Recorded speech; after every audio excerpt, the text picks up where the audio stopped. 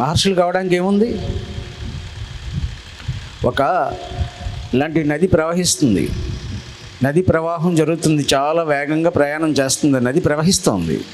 ఆ ప్రవాహంలో ఏం పడేసినా అది కొట్టుకుపోతాయి. ఆ ప్రవాహపు అడుగున, నీటి అడుగున కొన్ని జీవులు జీవిస్తూ ఉంటాయి. నది ప్రవాహం అడుగున అక్కడే పుట్టి అక్కడే చచ్చిపోయే జీవులు ఉంటాయి. ఆ జీవులు అలా ఉంటే అందులో ఒక అప్పుడే అది కొంచెం యువరక్తం ఉన్న ఒక జీవి, ఆ జాతికి చెందిన ఒక జీవి ఇలా పట్టుకుని ఎప్పుడు ఇలా ఉండడం నాకు బోరు కొడుతుంది, వదిలేస్తాను ఉంది పక్కన ఉన్న సీనియర్తో. వదిలేస్తే ఆ రాళ్ళు కొట్టుకుని చచ్చిపోతాం, మనం ఇలా పట్టుకునే ఉండాలి అంది. చచ్చిపోతే పోయింది, కానీ నేను ఇలా పట్టుకుని ఉండలేను, నేను వదిలేస్తున్నానని వదిలేసింది. వదిలేసి అది కొంచెం దూరం వెళ్ళిన తర్వాత తేలిపోయింది. ఆ నీటిలో తేలి ప్రవహిస్తుంది. ఆ నీటి అడుగున దాని జాతి జీవులు జీవిస్తున్నాయని చూస్తున్నాయి, పైనుంచి తేలి వెళ్ళిపోతున్న దాన్ని. అబ్బా దేవుడు ఎంత గొప్పదో, నీటిలో తేలి వెళ్ళిపోతుంది అన్నాయి. అంటే ఆ తేలిపోయి వెళ్ళిపోతున్నది ఏముంది కదా, దేవుడు లేదు, గడుదు గుడ్డు లేదు, దీనికి ఏం అక్కర్లేదు, వదిలేస్తే చాలు, మీరు కూడా అలాగా వెళ్ళిపోవచ్చు, వదిలేస్తే చాలు. ఏం వదిలేయాలి? బుద్ధుల్లాగా రాజ్యాన్ని, బుద్ధుడే చెప్పాడు మధ్య మార్గం అని. భార్యని పిల్లల్ని అన్నీ వదిలేసి ఆయన వెళ్ళి తెలుసుకుని మనందరికీ ఒక మధ్య మార్గం చెప్పారు. 12 గంటలు ప్రాపంచిక జీవితం, 12 గంటలు ఆధ్యాత్మిక జీవితం. మన ధర్మం మన బాధ్యతలు తీసుకుంటేనే ఎక్కడికో పోకుండా పత్రిజీ సంసారంలోనే ఆ లక్ష్యాన్ని చేరడానికి పెద్ద కష్టమైన పని లేదు. ఊరిక అదే పట్టుకుని అదే పద్ధతిలో కాకుండా ఒక చిన్న మార్పు. ఈరోజు ఒక గొప్ప పవిత్రమైన రోజు, ఒక మార్పు, ఒక లక్ష్యం. ఏదో మోకాళ్ళ నొప్పులు తగ్గించుకున్నామనో, లేకపోతే బాగుందనో, ఇక్కడ దారపల్లిలో దార బాగుందనో ఆయన చెప్పినట్టుగా, అక్కడ భోజనాలు బాగున్నాయి, అక్కడ ఏర్పాట్లు బాగున్నాయి, అక్కడ భలే ఉంది, భలే మహానుభావుని కలిసాము, అవన్నీ ఉన్నా ఒక లక్ష్యం కూడా తీసుకుందాం. ఒక లక్ష్యం. ఈరోజు నుంచి మళ్ళీ బుద్ధ పౌర్ణమి నాటికి మనం 12 నిమిషాలు వారు చెప్పినట్టుగా మన శ్వాసని గమనించే ఆ టెక్నిక్ని పట్టుకుందాం. ధ్యానం చేస్తున్నాం మనం. ఒక 10 నిమిషాలు, ఓషో అన్నారు 12 నిమిషాలు కూడా కాదు, 3 నిమిషాలు ఎవరైనా వారి శ్వాసని గమనించగలిగితే వారు ఎన్లైటన్ అవుతారు అని. 3 నిమిషాలు మనం ప్రయత్నం చేద్దాం. శ్రద్ధతో, క్యాజువల్గా అలవాటుగా చేస్తాము, అలవాటుగా కాకుండా ప్రతిరోజు మరింత శ్రద్ధతో. మనం మహర్షులు అవ్వడానికే వచ్చాం. మహర్షి అంటే కంప్లీట్గా జీవించడం కోసం. ఏదో ఒక సినిమాకి వెళ్ళి పూర్తిగా అంతా చూడకుండా కొద్దిగా చూసి రావడం కాకుండా మొత్తం చూడడం. ఒక పుస్తకం తీసుకుంటే ఒక పేజీ చదివేసి అయిపోకుండా మొత్తం పుస్తకాన్ని చదవడం. మీరు ధ్యాన జ్ఞాన ప్రచారం చేయాలనుకుంటే లక్షలాది మంది ఆదరిస్తున్న PMC ఛానల్తో భాగస్వాములు కండి. The PMC trust. Google pay, phone pay number 8977009932. ఒక సీరియల్లో ఒక ఎపిసోడ్ని మాత్రమే చూసి ఇదే అనుకుని ఆగిపోకుండా మొత్తం సీరియల్ని చూడడం. జీవితంలో కంప్లీట్ జీవించడం. మహర్షి అవ్వడం అంటే కంప్లీట్ జీవించడం. కంప్లీట్ ఈ జీవితం జీవించడానికి ఇవ్వబడింది. కంప్లీట్ మన సహజ స్థితిలోకి మనం రాగలిగిన రోజున మనం కంప్లీట్గా ఉంటాము. బాగుంది, మన ప్రయత్నం మంచిది. ఇలాంటి మహనీయుల యొక్క అనుభవాన్ని, పత్రిజీ లాంటి బ్రహ్మర్షి యొక్క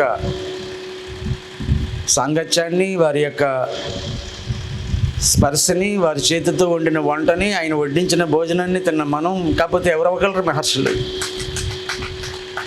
ఇందాక వారు చెప్తున్నారు, ఆనందుడికి లాస్ట్లో ఆయన విచారిస్తూ అడుగుతాడు, బండి కజిన్, ఆయన బుద్ధుడి కజిన్, నేను వెళ్ళిపోతున్నావు, నాకు ఇంకేమీ అవ్వలేదు, ఎలాగా అని. అంటే ఆయన చెప్పిన మాట ఇది, అప్పో దీపోభవ, నీ దీపాన్ని నువ్వే వెలిగించుకోవాలి. ఆనందుడు ఎవరో తెలుసు కదా, బ్రహ్మర్షి పత్రిజీ ఆనందుడు. ఒకరోజు కాకినాడలో ఒక పెద్ద మీటింగ్ అయింది స్వామి. అక్కడ బౌద్ధ భిక్షు ఒక ఆయన వచ్చారు. ఇప్పుడు లాంగ్ బ్యాక్ 2010 ఆ టైంలో ఒక పెద్ద మీటింగ్ పెట్టాము. ఒక బౌద్ధ భిక్షు ఉండేవారు, మన సొసైటీ క్లాసెస్ కూడా ఆయన చేసేవారు. గొల్లల మామిడిలో కూడా ఆయన క్లాస్ జరిగింది. ఆయన పేరేదో వారు ఉన్నారు, బౌద్ధం గురించి చెప్పారు. చెప్తే పత్రిజీ అది అయిపోయిన తర్వాత ఏమన్నారంటే, ఈ భూమి మీద ఇప్పుడు బుద్ధుడి గురించి చెప్పడానికి నాకంటే అథారిటీ ఉన్నవాడు ఎవడు లేడు. ఎందుకంటే నేను బుద్ధుడితో కలిసి ఉన్నాను.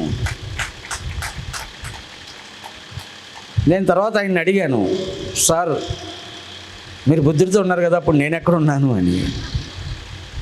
మనందరూ మొత్తం 134,000 మంది బుద్ధుడు గ్యాంగేనా ఆయన, నువ్వు కూడా అక్కడ అక్కడ అక్కడ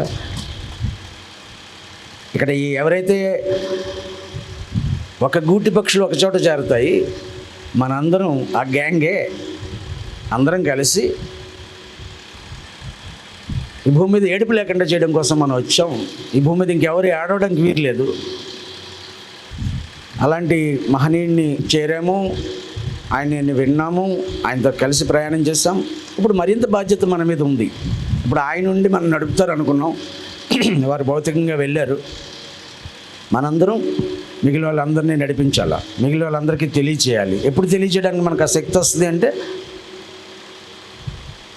మనం కూడా మరింత శ్రద్ధతో, మరింత నిరంతరము మనం మరింత చైతన్యపరుచుకుంటా ఇంకొక మీటర్ మన చైతన్యం పెంచుకుంటూ వెళ్ళిన రోజున ఆ లక్ష్యం మనకు తప్పనిసరిగా పూర్తవుతుంది. ఇలాంటి రోజు వారు చెప్పారు, బుద్ధుడు జన్మించిన రోజు, మహాపరినిర్వాణం కోసం ఆయన ప్రయాణం వెళ్ళిపోయిన రోజు, ఆయన నిర్యాణం చెందిన రోజు, ఇదే రోజు పుట్టింది,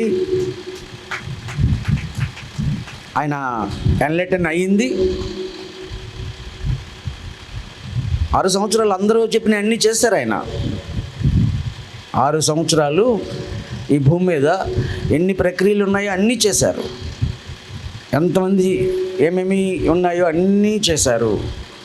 చివరికి ఇంకేమీ చేయడానికి ఏమీ లేదు. ఏమీ చేయకుండా పసిపిల్లవాడు ఏం చేస్తాడో అలా ఉన్న రోజున, ఆ రోజు ఆ బోధివృక్షం కింద ఊరికి ఆయన శ్వాసను ఆయన గమనిస్తున్నప్పుడు జస్ట్ ఆ రోజు అయ్యింది. 6 సంవత్సరాలుగా ఆయన చేసినప్పుడు పొందలేంది ఏమీ చేయకుండా ఉన్నప్పుడు పొందారు.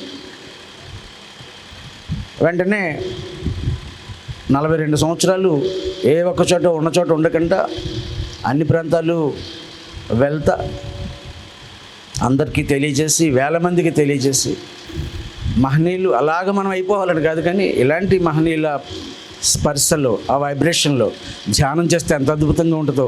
ఒక్క 10 నిమిషాలు వీరితో కలిసి మనం ధ్యానం చేద్దాం.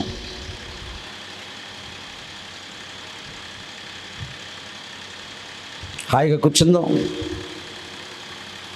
ఒక 10 minutes వారు చెప్పినట్టుగా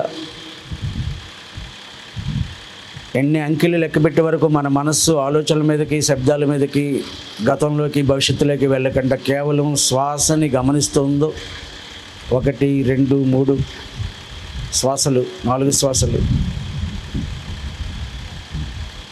ఆ శ్వాస మీద ధ్యాస సహజంగా చేద్దాం, సరళంగా. ఏ మాత్రము